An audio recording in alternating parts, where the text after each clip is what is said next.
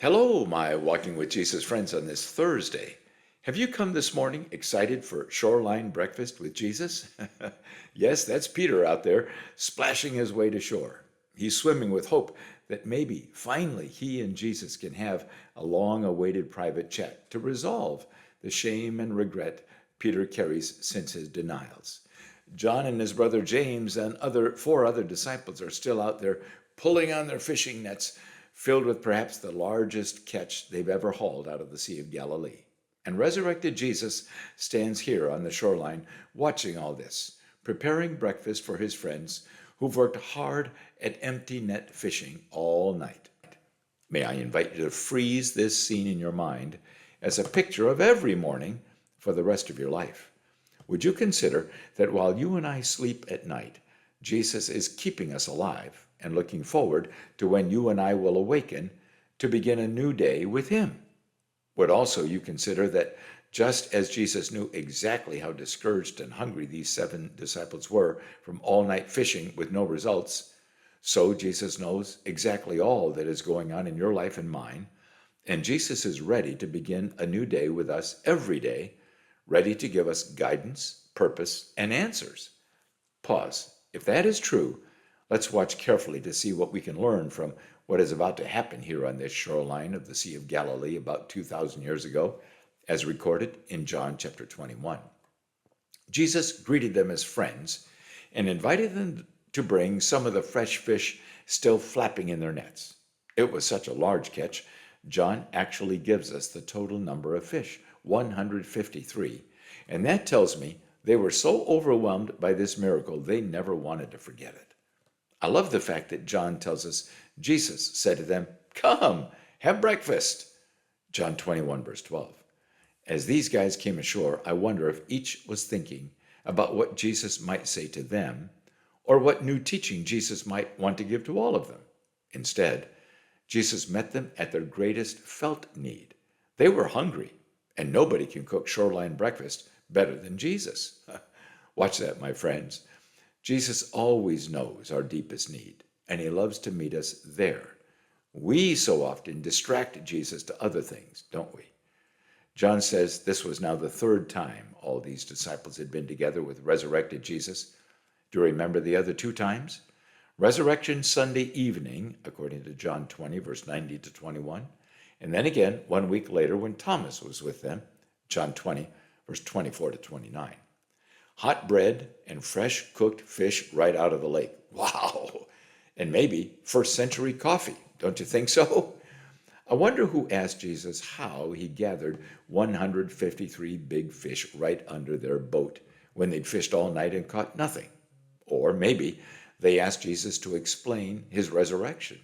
Or maybe they asked why he had been appearing, then suddenly disappearing, without telling them when they'd see him next. Or maybe they just ate and looked at him, overwhelmed by what they were experiencing with their crucified friend alive again. Finally, Jesus looked right at Peter and asked a penetrating question. "Simon, do you love me more than these?" John 21, verse 15. Simon was his family's given name. Jesus was going back to the beginning, asking Simon Peter to be really honest about his soul, what he thought and what he felt about Jesus now. Jesus was asking Peter to think about how different his life was, having spent the past many months with Jesus. But Jesus knew the shame burden Peter carried. All eyes turned to Peter. Wisely, honestly, Peter answered, "Yes, Lord, you know that I love you." But the word for love, which Peter used, is the word for a friendship.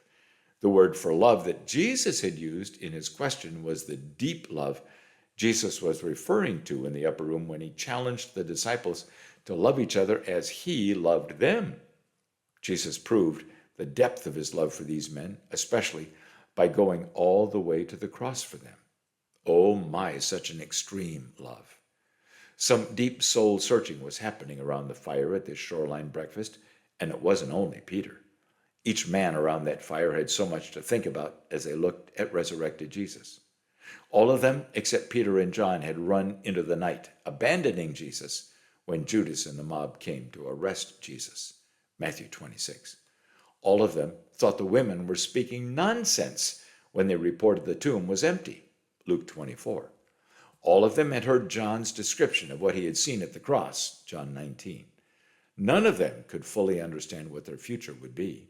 So many questions. Pause. When is the last time you had a deep, soul-searching time with Jesus? As Simon Peter offered his honest response to Jesus' penetrating question, Jesus looked right at Peter and I think with a soft smile said, "Feed my lambs." John 21, verse 15. While these were fishermen, they all understood the world of sheep and shepherds who were everywhere in Israel. They especially understood how vulnerable little lambs are and how good shepherds give special attention to the care of their lambs. Was Jesus asking Peter to prioritize caring for the most vulnerable of Jesus' followers? In order for big, bold, brash Peter to do that, he'd have to stay humble, tender, compassionate, available. But did you notice Peter had really skirted Jesus' question? Jesus had asked a comparative question. Do you love me more than these? Who or what are the these in Jesus' question? We don't know. Maybe it was 153 flapping, fresh-caught fish and all those fish represented. Peter's love for fishing, his financial security, his reputation around the Sea of Galilee. Maybe it was 6 other disciples who had been with Jesus all those months, one of whom everyone knew loved Jesus so deeply, he'd already put his life on the line by standing witness at the cross with Jesus' mother. It's a fair question for you and me, isn't it, my friends? What are the things you love, you value, you prioritize most, and where does Jesus fit into that list? Of course, we all know it's very easy to tell the values of a person. Time is one of our most precious resources, and we invest our time in that which we value most, right? So how much time do you invest and enjoy with Jesus on a regular basis as compared to other things or people? We are most fulfilled by those things we prioritize, am I right? So what fulfillment in life do you find with Jesus? And of course, we financially invest in those things we value most, right? So how joyfully do you respond financially when Jesus leads you to invest in what's important to him? Let's not run away from this Shoreline breakfast, my friends, and let's not shy away from the penetrating questions Jesus is asking.